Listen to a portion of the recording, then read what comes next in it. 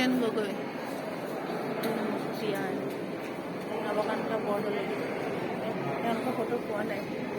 মই কলিতা,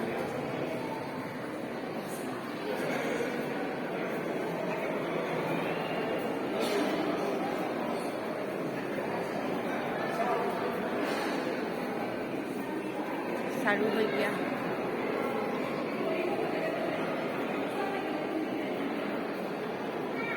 কণ গগৈ, ভদ্ৰেশ্বৰ গগৈ, বিনু দাস, কনক হাজৰিকা,